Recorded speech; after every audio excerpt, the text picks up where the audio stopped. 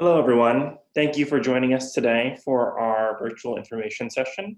My name is Patrick Donahue, and I am the Assistant Director of Master's Admission and Recruitment at the Boston University Graduate School of Arts and Sciences. I have a couple quick notes for the presentation for today.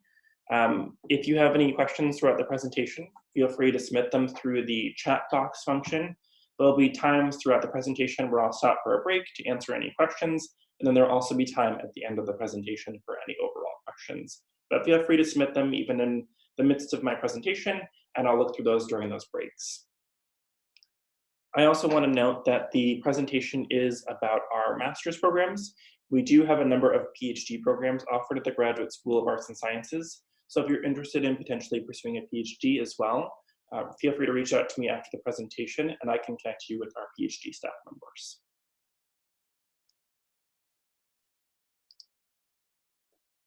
So just to talk a little bit about who we are Boston University. We are located in the heart of Boston, a bustling academic city.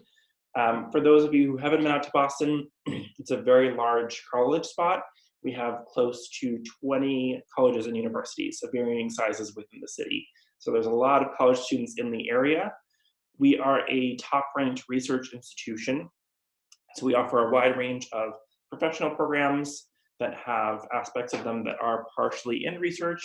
We have areas of our campus that are focused on research, which I'll talk about in just a little bit. But we have really world-class faculty that students have access to, which is one of the reasons that they've been able to be successful after they graduate and can go on to their career paths. And in terms of our size, we are a larger institution. We're about 30,000 students in size, with around 16,000 undergraduates and 14,000 graduate students. So we're pretty large, but we do have the close-knit feel of a smaller institution.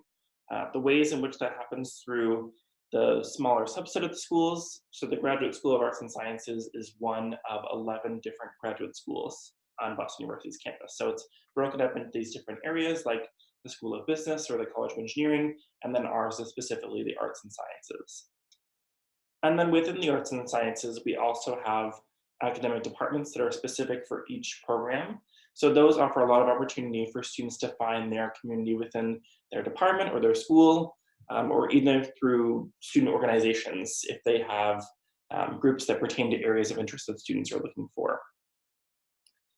And then in terms of our rankings, our economics programs are ranked number 23rd in the country by US News, and our computer science program is ranked number 49th in the country by US News. And these are recent rankings. And all of our other programs are within the top 100, so we're a very competitive institution. And then just to talk a little bit more about the Graduate School of Arts and Sciences itself. At the core of all of our academic programs are a sense of collaboration. And that collaboration is between students in the classroom. It's between students and the different faculty on campus, which may not always be the faculty in their department. We do have a number of joint initiatives where we collaborate with other areas on campus. For example, within the Center of Integrated Life Sciences and Engineering, which is a new building on campus, it incorporates the Department of Engineering, the Psychology Department, and then the Graduate Division of Medical Sciences and their neuroscience faculty over there. So it really blends the three areas together in an area of research and classes for students who are collaborating on all three parts of the puzzle. And then also a sense of collaboration with other schools in the area. So we oftentimes work on different projects or may incorporate other faculty from the Boston area into our courses. We do have a consortium with a number of schools, including Tufts and Boston College, so students can take courses over on those campuses, and likewise, their students can take courses over on Boston University's campus. And then the other core that we have is really putting theory into practice. So not just practicing those skills in the classroom, but being able to apply them to real life situations. One of our programs, the Master of Science in Statistical Practice, has a year-long practicum component, which is really integral into putting this theory into practice. So while students are learning these skills, these applied statistics skills, they're able to apply them to a consulting project with a company in the Boston area. So they start out in their fall semester working with the company, and then in the spring semester, they actually deliver a product to them. So they're really able to put a tangible presence to the skills that they're learning which has been helpful for our students in terms of their resume and being able to approach employers for job interviews. In terms of our proximity, we're located in the central portion of BU's campus. Our campus is essentially a 2-mile stretch down Commonwealth Avenue, which is one of the main streets in Boston. And we're essentially sort of a lean campus. So it's that main street and then 2 sort of parallel streets from there. And we are broken up into an eastern portion of campus, a central portion, and a western portion. So our main building is located in that sort of central portion of campus. So we have easy access to both areas. And we offer masters and PhDs across the following areas: computational sciences, which includes programs like computer science and statistics; social sciences for programs like psychology or sociology; natural sciences for programs like biology or chemistry; and then humanities for programs like English or classical studies. So we really cover a wide range of different programs. And there are a lot of flexibility in terms of students being able to take courses in different areas. For example, if they're studying in the remote sensing and geospatial sciences program, but they want to get more basis in statistical software, they might be able to take a course in computer science or statistics, depending on the availability. So our faculty are pretty flexible in those regards for students to be able to take their electives.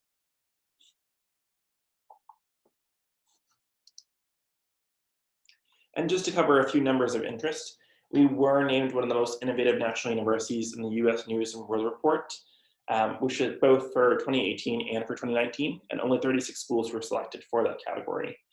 And we are innovative through a number of different channels, like centers that I was mentioning earlier, the Center for Integrated Life Sciences and Engineering, where we're collaborating with different spaces on campus. We also have a new facility called the Build Lab, where students can go and bring a proposal for a product that they want to design. That might be an app, it might be a company, it might be just a one-time product, but they can work with professionals there to sort of sort out what path they would need to take to either promote that product or to sell it or to develop it, and to help them get their sort of entrepreneurial ideas off of the ground. And that can be something that doesn't have to be related to their major necessarily. If they have a good idea that they think might be marketable, they can work with that team to work out a plan. And in terms of our alumni network, Boston University has been around for a very long time. We have around 358,000 alumni as of this past year, and we're a very global institution. So those alumni are vastly across the globe, not just within the US, but covering almost every country across the globe. So those are a really great resource for our students. We bring alumni back onto campus for several events. Some departments will host specific events where they have employers and alumni come back for their targeted programs. So we're really great at connecting our students with alumni and having them build that connection in case that is the person they're looking for to hopefully bridge the path of what their career path. And then in terms of applications, this past year we had more than 4,500 applications and we had only 350 spots for our students. So we are a very competitive institution, and with each passing year, we're becoming more and more competitive. Based on the numbers we're seeing so far, we're definitely thinking that we'll exceed the 4,500 from the past year.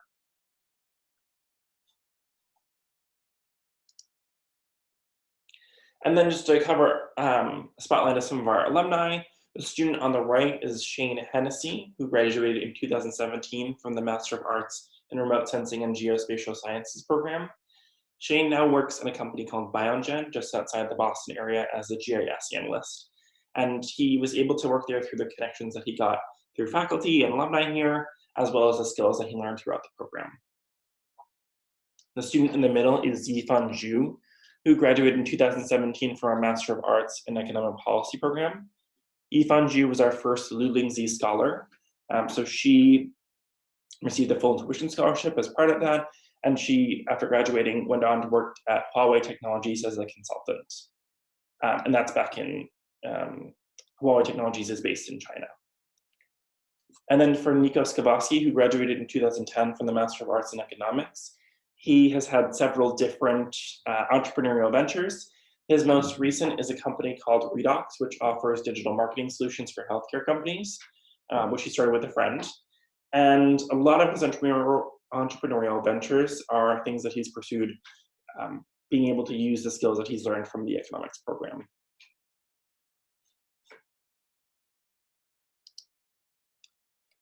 So I'm going to segue a little bit into life at Boston University, but I just want to pause to see if you guys have any questions at this time.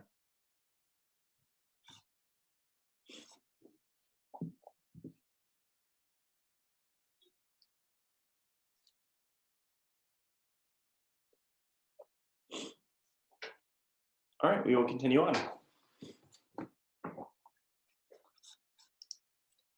So in terms of campus life, as I was mentioning in earlier part of the presentation, we are located in the central portion of our campus. We're very close to our student union, which is a food court area. It has a ballroom on the second floor where we host events from time to time, and also has a number of study spaces. In the western portion of our campus, we have our fitness and recreation center, which is a fully accessible facility for our students. Once they're enrolled, they can use their BU student IDs to swipe into the gym facility whenever it's open. It has 4 floors in total. It's got an Olympic-sized swimming pool, a lazy river, a rock wall within there that's 2 floors high. So students can sign up for open hours if they want to. And if they haven't learned how to climb rock wall, they could do so through there. They're also eligible to take classes through the Fitness and Recreation Center, so they can register essentially as they would for another course. And then those might call for a number of smaller credits. So those courses can range. I actually was at a BU undergrad and grad, and I took a ballroom dancing class in my freshman year, which was a lot of fun. And then my senior year, I took a basic weight training course with a number of my fellow students, which was pretty cool as well. So there's lots of variety in terms of the courses that students can take through the center. And then we're also close to Kenmore Square. For those who aren't familiar with Boston, that's a shopping center. It's got a number of restaurants. It's also right next door to Fenway Park, where the Boston Red Sox are a professional baseball team playing. So we're pretty much within walking distance of Fenway Park. It's about a 10 to 15-minute walk from our building to Fenway. And then we also host a number of on-campus events as well, like improv shows, hockey games if students are interested in attending our sporting events. And then if students have done intramural sports in the past, they could participate in intramural sports through the BU main athletics center. And then I just want to reference to the photo here is of our BU beach, which is one of our green spaces on campus. There's a little hill in the middle, which is why students can sort of rest on it. It overlooks the Charles River, and there's an esplanade where students can walk along the Charles River as well. So it's really nice and a beautiful day for students to sit out, maybe read a book, hang out with friends. There's a number of green spaces on campus. This is the main one, which is right behind our building.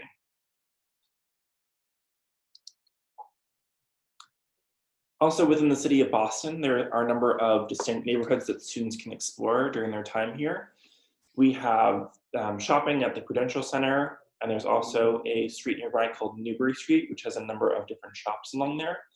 And those range from some common ones, like Lush or H&M or North Face, to some more quirky shops like the Fairy Shop, which has products for Harry Potter or other mythical works of fiction.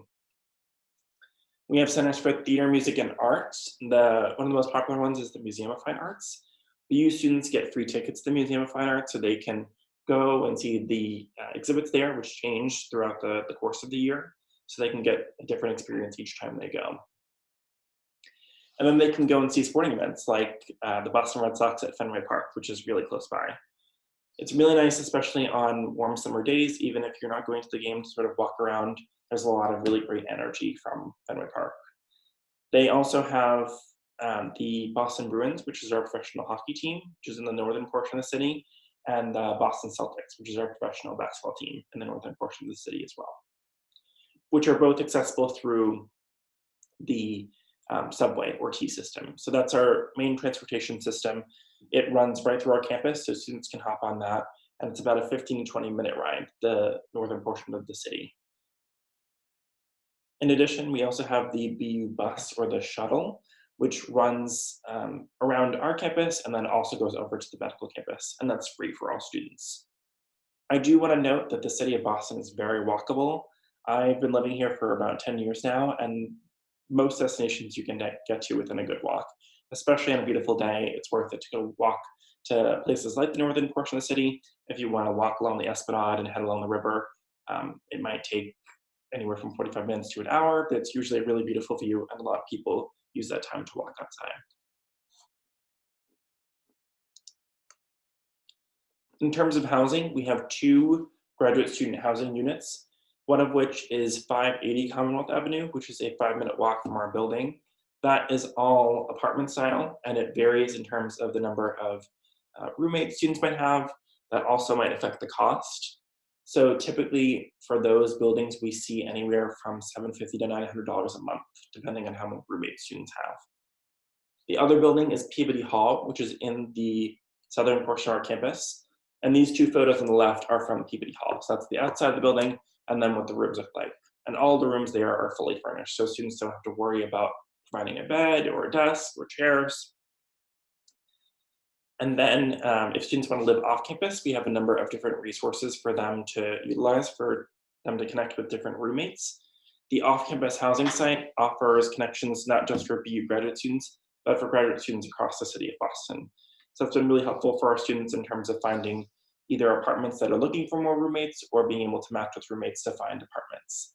And students might live in one of the nearby neighborhoods of Allston, Brighton, or Brookline, or across the river in Cambridge and Somerville. And all of those nearby neighborhoods are really close. I actually currently live in Brookline, and it's a 20-minute walk to work in the morning, so it's really close to our campus. And just as a quick note too, Brookline's a really great area. One of my favorite parts of Brookline is Coolidge Corner, where I live, essentially. There's a space called the Brookline Booksmith, if any of you like to read. It's an older bookstore. It's been around for a really long time. And they have a lot of really cool events that they host there. In terms of student groups, we have a number of student groups for our master's students, which includes the Graduate Student Organization, or GSO, which is for both PhD and master's students. And they host a number of events throughout the year, including social events, networking events for alumni and current students, as well as professional development events for students who are looking to gain more skills outside of the classroom. And then we also have GWISE, which is for graduate women in science and engineering, and that's a partnership with the College of Engineering. And they host a number of events similar to the Graduate Student Organization. And then for some department-specific groups, we have the Graduate Economics Association, the Earth and Environment Association, and then the BUCASA, which is Boston University student chapter of the American Statistical Association.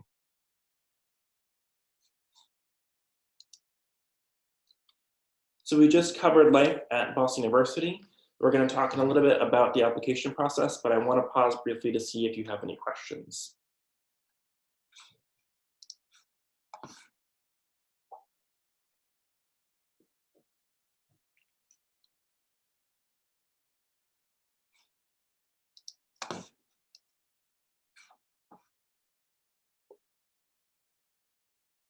So let's look at this question about alumni or professional connections that students facilitate for current students.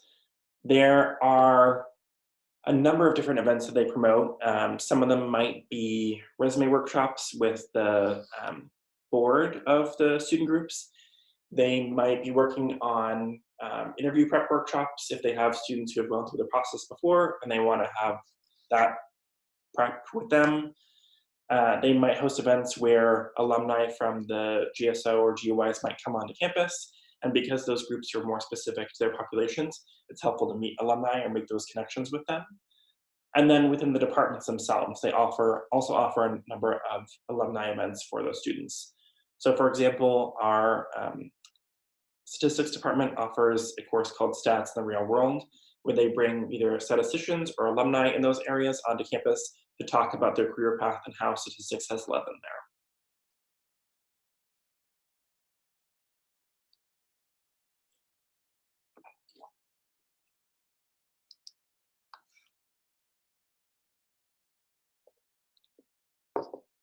Any other questions at this time?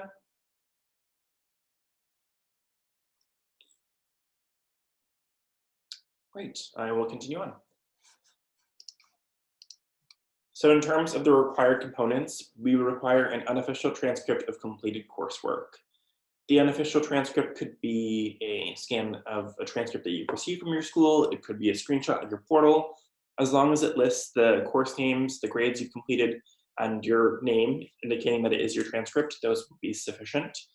For international students, they must be English translated, so that is a requirement for them. We require 2 to 3 letters of recommendation, and it varies depending on which program you're applying for. So I definitely recommend checking on your program-specific requirements, or you could also reach out to me, and I can send you the list of requirements for your specific program of interest. Some of our programs require official GRE scores to be sent from ETS, though not all of them. For international students, we require official TOEFL or IELTS scores, and we do have specific requirements for those which are listed on our website. And then we do require a personal statement as well. In terms of a recommended timeline, we typically recommend starting 2 months before the application deadline. So for example, our final deadline for our computer science program is May 1st. So I would recommend starting the process around March 1st. And what that might entail is reaching out to recommenders to make sure that they can submit their letter and they have enough time to do it. Oftentimes faculty might get busy throughout the semester, and so they might not be able to do it within the smaller time frame. So giving them more time is usually helpful.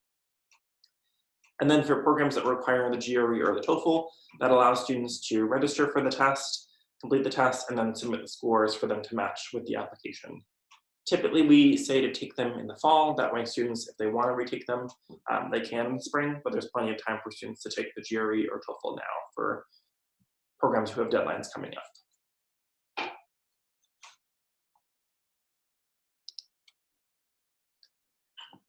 Just some tips and pointers as well to really be selective with your recommenders. We're looking for recommenders who can speak to your ability to do graduate level coursework. So if they have experience with you in the classroom, that's really great. If they work with you as a PI in a lab and they've seen you in different capacities and have experience where they can speak to you being a graduate student, that helps as well. For students who have been out of the field for a number of years, been out of school for a number of years, we do accept professional recommendations. We typically recommend at least one academic reference, but you can have as many professional as you like, especially if those professional recommenders can speak to your ability to manage deadlines and priorities, and if your work directly ties into anything you might be doing in the program and afterwards. And really using the personal statement to your advantage. That is your opportunity to let the admissions committee know why you should be admitted into the program. It's also a space that you can use to help clarify any parts of your application that might not be clear on a first glance. So for example, if there is a point in time in your transcript where maybe you didn't do as well, but there were other circumstances going on that are not clear from there, you could use the personal statement to sort of cover what was going on during that time period.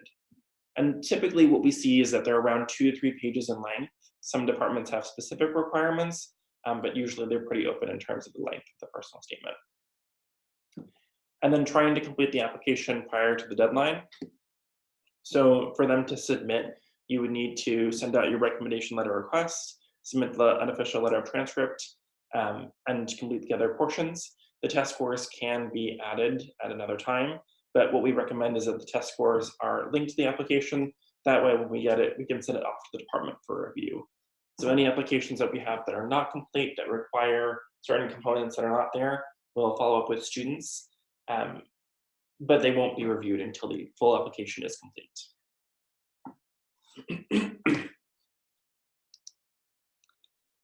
In terms of financial aid, many of our departments offer a number of merit-based scholarships, and those range depending on the department. Typically, they might cover 1 to 2 courses per semester for the length of the program, depending on the level of merit of the student.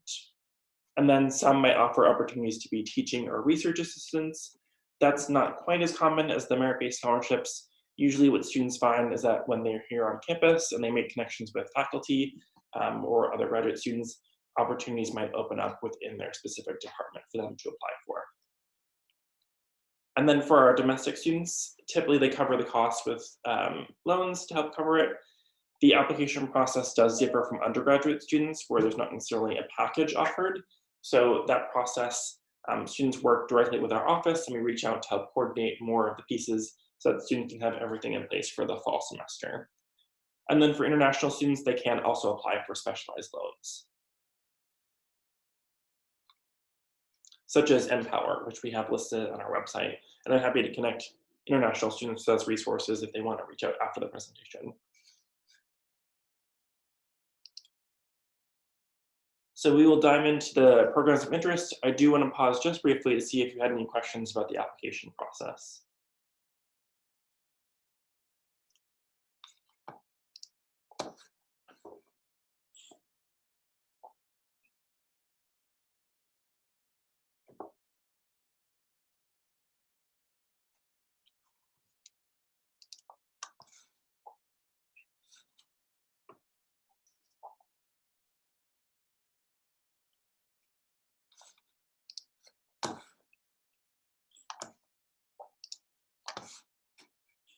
All righty, we will dive right in. Within our Department of Economics, we have three main programs. There's the Master of Arts in Economics, which is a one-year program. So either fall and spring or spring and fall, we offer both semesters for admission. The Master of Arts in Economic Policy, which is a 3-semester or 1.5-year program. And then the Master of Arts in Global Development Economics, which is also a 3-semester or 1.5-year program. And in terms of their career paths, usually students who complete the Master of Arts in Economics might pursue career paths as consultants or analysts within financial institutions. For our Master of Arts in Economic Policy, students usually pursue careers as consultants in NGOs or government organizations. And then for the Master of Arts in Global Development Economics, similar career paths to economic policy with more of a focus on global organizations within government or NGOs. And within the Department of Economics specifically, they have faculty separate for their master's students and faculty separate for their PhD students. So their master's faculty are really devoted and dedicated to those students. They have a number of different alumni events that they bring on campus for current students. And then their director of the program also works one-on-one with each of their students to help advise them through the course of the program. So he's very knowledgeable in all of those areas, and he's a really great resource for our students.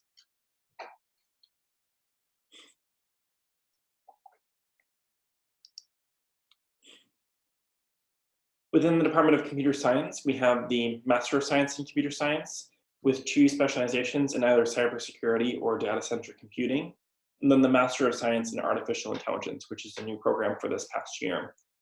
All of those programs can be completed in 3 semesters or 1.5 years. For the Master of Science in Computer Science, students complete a general core courses, which cover areas like algorithms, processing, computing languages, theory, and then they get to choose their elective path. So with the specializations, they would take the same core courses and their specializations would focus their electives on the specific areas. For the Master of Science in Artificial Intelligence, they have a different set of core courses, which basically allow them to dive right into artificial intelligence, and their electives allow them to sort of branch out into the different areas of the industry that they're looking for.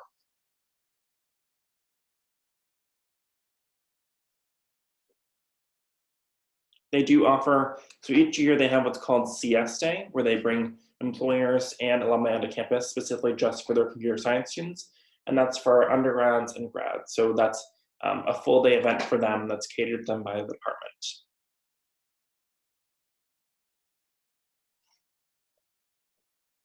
And in terms of the background, students who have a strong quantitative background, who maybe have a minor in computer science or exposure to the field, are typically good applicants for the computer science program. For those applying to the Master of Science in Artificial Intelligence, they do need to have a background of computer science prior to applying to the program.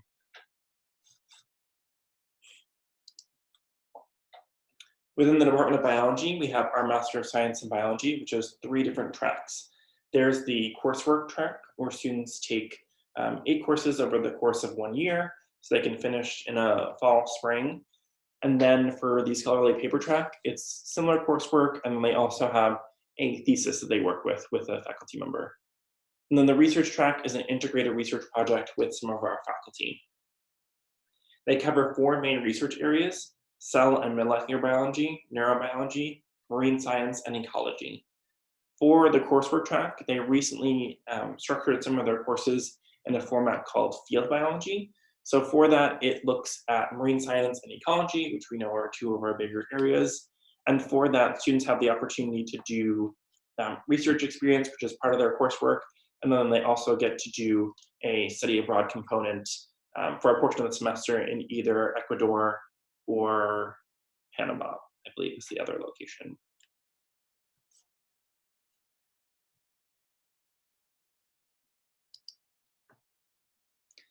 Within our Department of Mathematics and Statistics, we have the Master of Science in Statistical Practice, which is the program that I mentioned at the beginning of the presentation, where they have the consulting project as part of their curriculum. So it's definitely rooted in a lot of professional experience. And within those small cohorts, they're working with companies in the Boston area. So this past year, they're working on a project with the Boston Transportation Authority, the MBTA. And then for the Master of Arts in Statistics, typically prepare students to pursue PhD coursework, but it's grounded in a lot of fundamental statistics concepts. So students who have graduated from the program have been able to also find jobs in areas where statistics can be added into that field.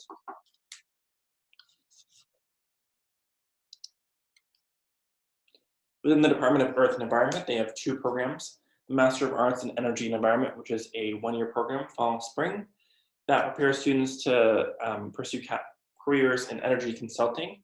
We have a lot of really great connections to firms in the Boston area as well as the DC area. A lot of our alumni have ended up in those two areas, as well as our international students who have gone on to work to other international firms. So alumni have been really key connections for that program. Then the Master of Arts in Remote Sensing and Geospatial Sciences is also a year program. A number of faculty in that area have research projects they're working on, which they have students participate in, and a lot of those skills are applicable for students that might be looking for jobs after they graduate.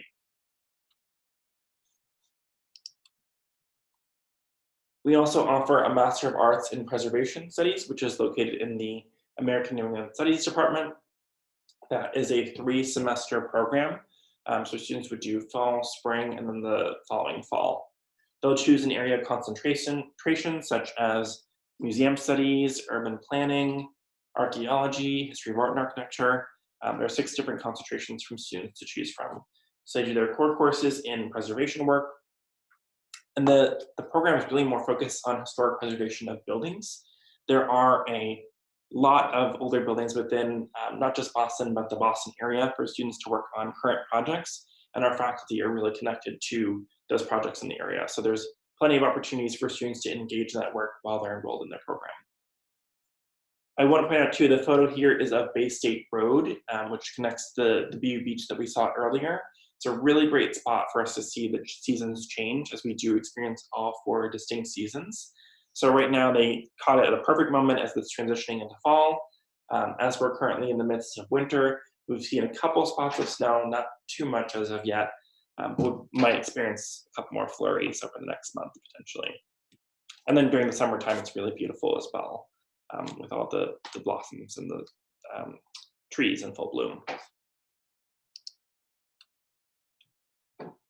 So in terms of choosing Boston University and why to choose it, we offer a wide range of professional master's programs, many of which I just covered, that really help to prepare students for their career paths through connection, through alumni, through the experience that they get in their classroom, and then through the experience they get through the connections through faculty in the Boston area. Or if they're looking to pursue PhD programs, our departments are also willing to work with students to help prep them for that as well. We have a really strong alumni base and we're very well connected within there. Some students have the ability to access a database within their department of alumni that they can reach out to or connect to, as well as the events that we have on campus where we're bringing alumni back here. And then just the city of Boston itself is really vibrant, energetic. And as I was mentioning earlier in the presentation, it's a very lively city in terms of the number of students here. I once heard it described that the city of Boston breathes life into the students and the students breathe life back into the city. So there's this really great symbiosis between the students in the area as well as the city itself. And then just from my experience, why I choose Boston University as an undergrad, I got onto campus for an event here. And one of the things that really struck me is how open the campus is to the city and how integrated it is within the city of Boston. It really felt to me like I could go out and pursue opportunities that I wanted to. I could, have the experience in the classroom, the skills here, and then I can go out and kind of open and explore the city. And that's sort of the mentality that I've taken in terms of being able to do the work that I do now.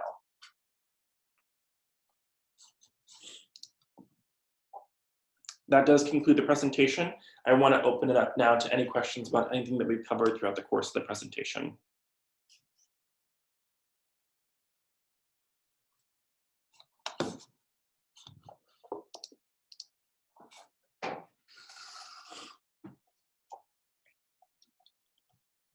So there's a question about the consortium and the collaboration. It's a good question. So typically the consortium piece might be with elective courses. So for the core courses, students would take those within Boston University. If there's an elective course in another institution that aligns with their career path, so what they would typically do is meet with their faculty advisor or the head of the department, and then sort of explain which course they're looking to take and hopes to take for that elective path. And as I was mentioning, the faculty are pretty flexible in that piece. So they would enroll in the course of the other institution, they would be charged for the BU tuition, and then those courses would appear on their transcript once they've completed. And then sort of within that collaboration sense as well, if students wanted to take a course in another area that might not have been automatically open to them through registration, they would meet with the faculty in a similar process to have their approval to take that course. But they're pretty flexible in terms of that. I know that students who are, for example, working within that remote sensing area that might need skills in their area for statistics, the department has been pretty flexible in terms of letting students take those courses in that area, whether that be for the math or stats department or the computer science department.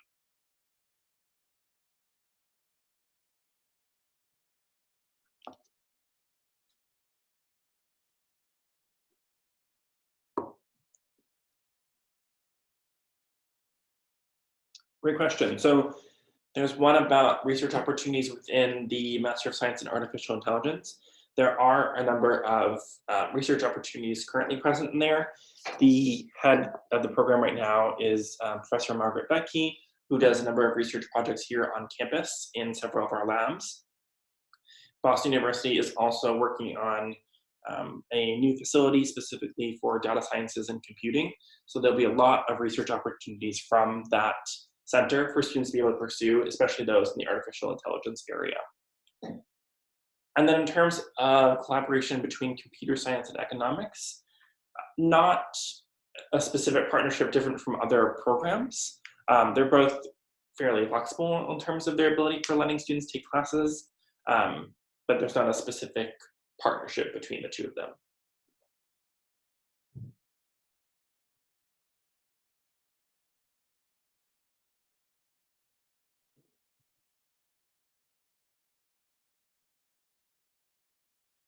Good question. So in terms of BU alumni, it kind of varies. I mean, even sort of on a domestic basis, our students come from across the US.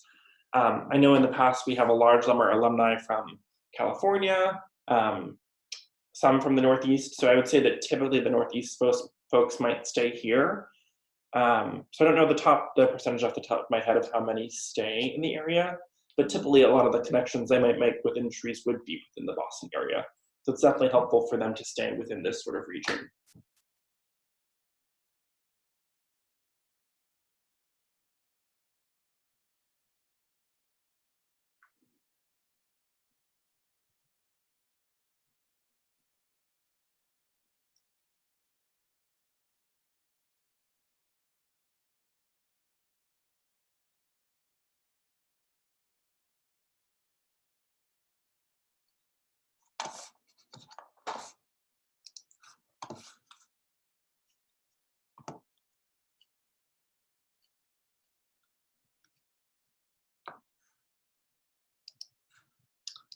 Yep, so it looks like there's a question about the psychology program. So it is a Master of Arts in Psychology, not applied psychology. That program typically prepares students for pursuing PhD coursework They can also use those skills in a number of different areas, maybe within human resources, or if they want to continue on to sort of a social work position. There are a number of psychology programs on campus. So ours is the Master of Arts in Psychology. There is a counseling psychology program offered by the Wheelock College of Education and Human Development. And there's also a program for mental health counseling, which is over on the medical campus. But in terms of licensure, which you might be asking about, the Master of Arts does not prepare students for licensure. The PhD program for clinical psychology does.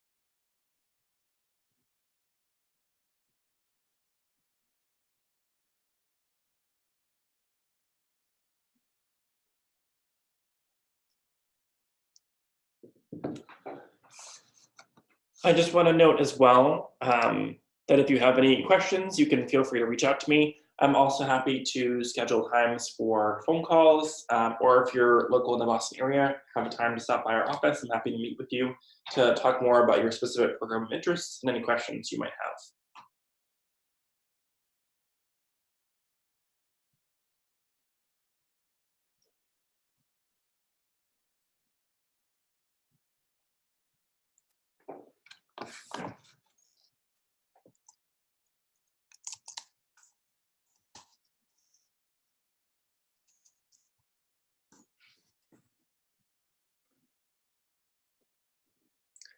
I'll also be uploading this as a video, so you guys will have access to this after the presentation in case you want to reference it for any of the information that we presented here.